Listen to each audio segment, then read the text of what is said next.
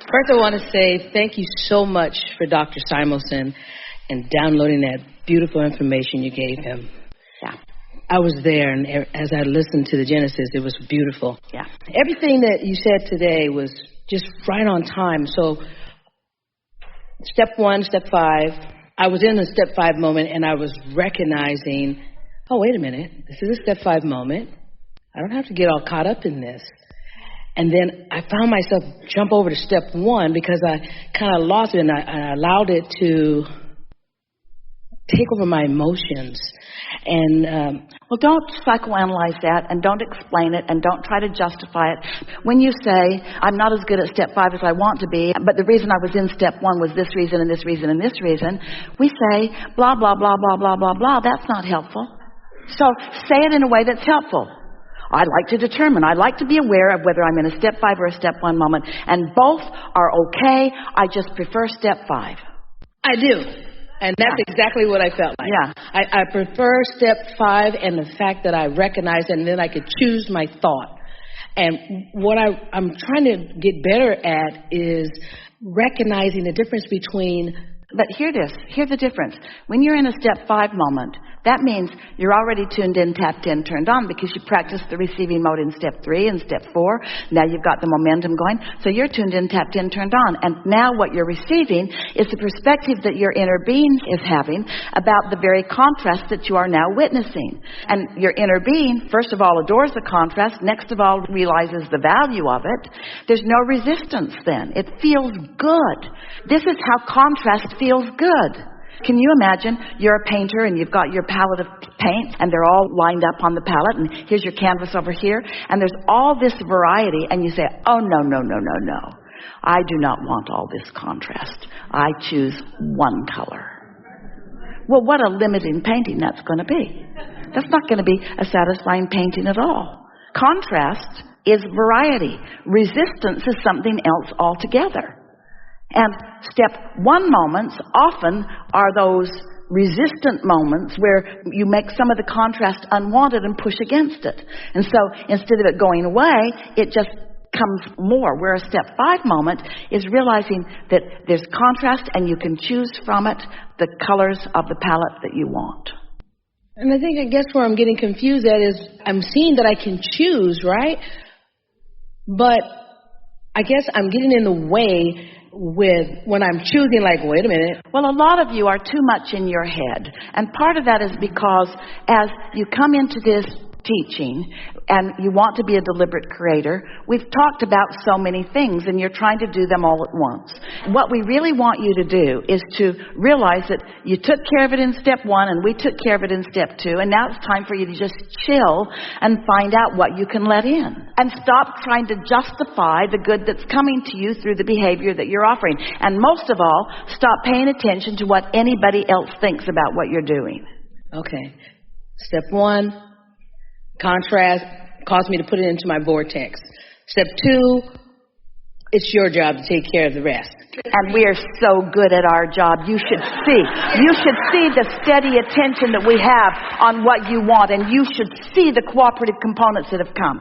There's enough in there to keep you happily, joyfully unfolding for 20 or 30 lifetimes. It's big, awesome stuff in there. And so when I'm in that receiving mode and I'm receiving, I'm getting these highs and I'm on this stream and I'm flowing. I'm like, oh my God, that was so good. Oh wow, that was really good. And is there any downside to that?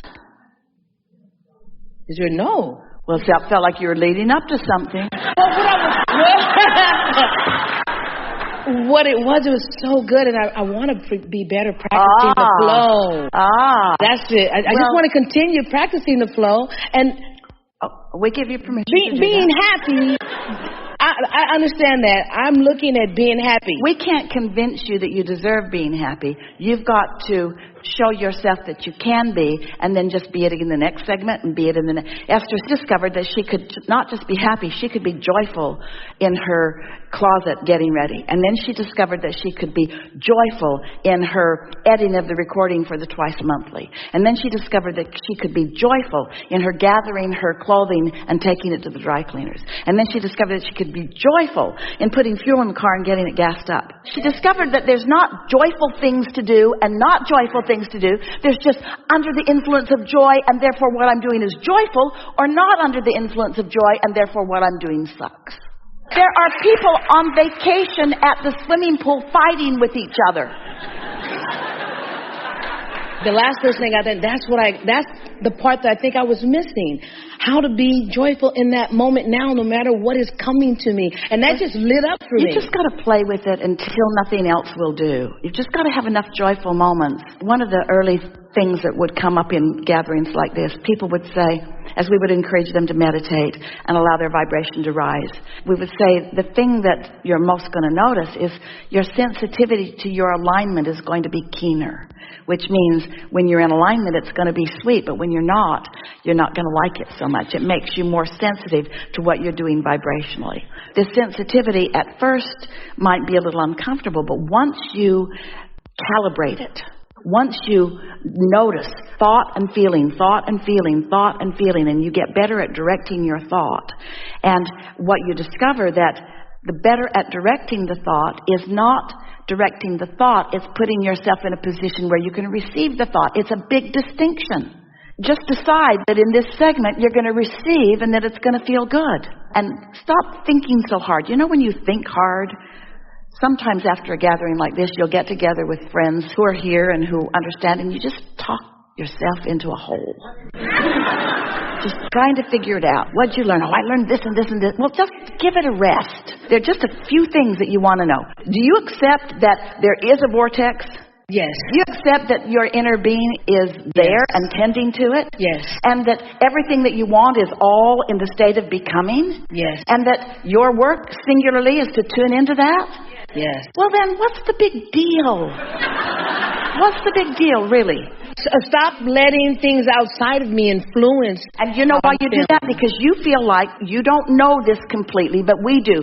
You know it's there, you sense it's there, you sense it's coming, some of it's already coming, and there's a whole bunch of people in your life that haven't figured this out, and you're trying to factor how they feel about what you're doing into the equation. So then you're explaining it and justifying it and talking it to death and introducing so much resistance into your equation that you've got the whole thing all slowed down. When you open to this kind of energy, Esther and Jerry used to tease that they should put this on the disclaimer that you sign when you come in that says all the things that make this flow more easily. Oh, and by the way, you can't go back. You're going to tune in to who you really are, which means you're going to have to pay a little attention to staying up to speed with who you are, because you're not going to ever be able to stand not staying up to speed with who you are. Yeah. And so just be up to speed with who you are, and stop beating up on yourself and others, and stop needing the world to be different so that you can feel better, and stop needing your world to be different so that you can feel better. Just decide right now, under these conditions, I can feel good or not. That's all. Instead of saying, well, if these conditions were different, then I would feel better. That's how you introduce resistance to the equation. You can feel good. You can feel good. You can feel good. It's just a matter of directing your thought, and you're getting better and better at it. Now we're in the category of working too hard at this. Yes, that's it. I've been working too hard at it, and I've been allowing the things outside of me, and like you said, what people So stop right now and tell us the new intention. My new intention is to be happy in this moment. And how are you going to do that? I'm going to be where I'm at, and I'm going to enjoy it. And what does that mean? That means wherever I go, and I'm going to segment in 10. I'm going to make an intention of what I would like to do. I'm going to make a decision. And what are you going to do when somebody who knows you walks into your experience and delivers a problem that they've delivered to you on many occasions and expects a certain response from you? What are you going to do? Are you going to give them that response, or are you going to understand something different? Just let them talk.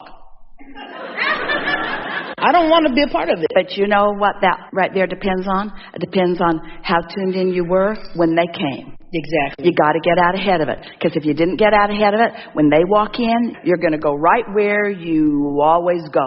But if you're tuned in, tapped in, turned on, then they look different. They're just cute. They're just cute. They don't really understand, but they're just cute. It's like someone's learning to walk and they're not very good at it yet, and they just fall down. You don't say, "Get up, you little dummy." You just let them find their balance. They're just cute.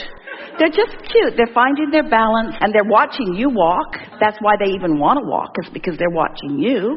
They watch you be happy. They watch you chill out. They watch good things come to you. They watch you be easy about things. They watch you laugh heartily. They watch you change. They watch you evolve. You don't let them hold you to the old standards that you used to be at. This is the thing that Esther is understanding. She's talking to Jerry about it all the time. Okay, Jerry, I'm going to think about this the way you're now thinking about it, and I'm not going to keep that rule that we promised we'd always keep, okay? You have to let yourself evolve. And where you're evolving to is joyful moment. And just because somebody's eating out of the dumpster doesn't mean that you shouldn't be happy about your new red car.